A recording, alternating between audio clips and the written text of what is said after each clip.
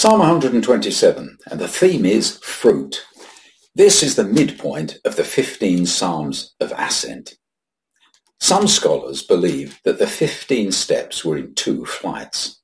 7 steps up from the court of the Gentiles to the outer court, and a further 8 steps from the outer court to the inner court. If so, this psalm would have been sung on the first step to the inner court, where the offerings were made and the great temple stood. Suitably, therefore, the tone to these 15 psalms now changes. Most noticeable of all in this psalm is the acknowledgement that only the work done by God, or at his command and his instruction, can succeed. This is an enormous confession and reveals a crack in the ironclad strength of the Jewish people.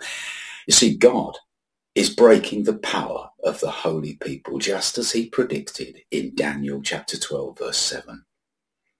Look at the first verse. Except the Lord build the house, they labour in vain that build it. Except the Lord keep the city, the watchman waketh, but in vain. Verse 2. It is vain for you to rise up early, to sit up late, to eat the bread of sorrows, for so he giveth his beloved sleep.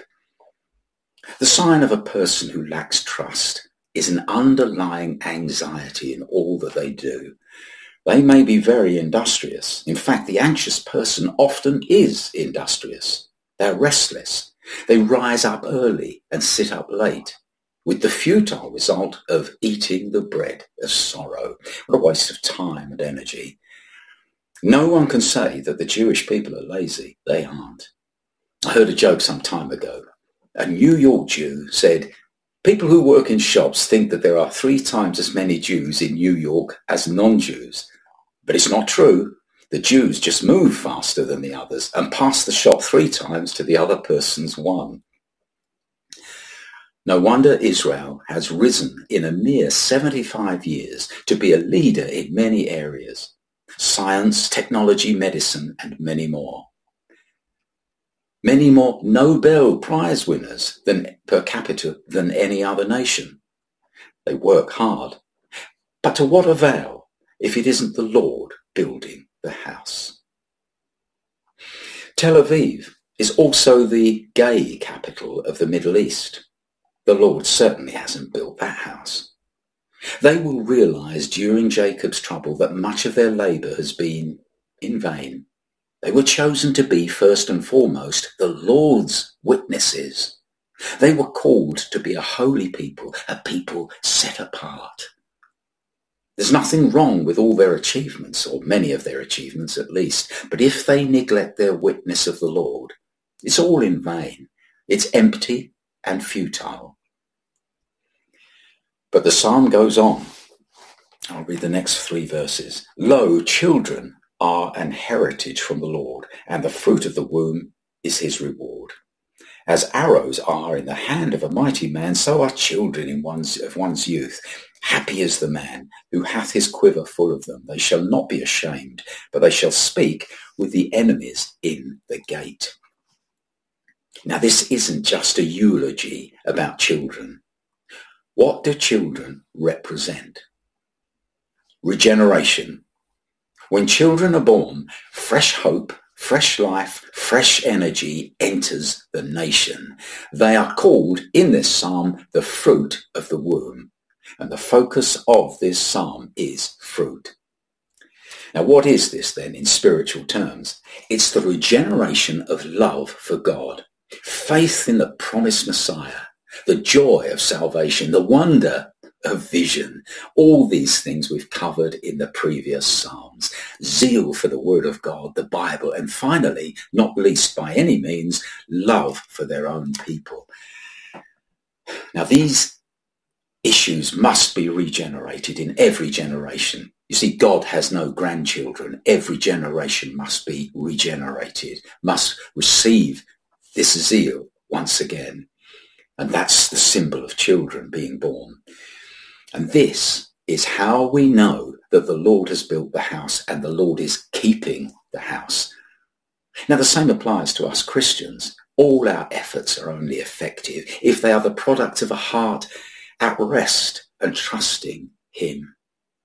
He gives his beloved sleep, rest, and the joy of the Lord is our strength. Israel is reaching a time when she shall be physically reduced, but her love for God will be regenerated in those who never dreamed they could have faith. Remember the previous psalm? We were like them that dream. They almost couldn't believe it because they found faith. Did you hear the recent story from Gaza about a grandmother who had never been interested in her Jewish faith, but her grandchildren taught her a short prayer? Her home was being ransacked by 12 Hamas murderers, terrorists, while she hid, frightened, in the safe room. For many hours, she recited the short prayer quietly to herself, whilst they tried to break into her room to kill her. And she described herself as, and this is a quote, sitting within a bubble of safety, unquote. A bubble of safety that God had surrounded her with because she was reciting this prayer. Now she survived, and now she speaks freely of God. She's discovered faith, and she probably never dreamed that she would find faith. In fact, that was her testimony. Now, I think you can multiply this many, many times. Regeneration. The psalm concludes with this strange phrase, they shall speak with the enemies in the gate. Well, that may well mean something else about speaking, about having authority in the city, because that's where they made their decisions, in the gate of the city. But I'd like to interpret it in this way. The enemies will be in the gate. This suggests the sort of desperate situation the grandmother was in. They were in her home, and she was speaking a prayer. The speaking part is so very interesting. You see, we Christians are taught that we overcome the evil one by the blood of the Lamb and by the word of our testimony, the word.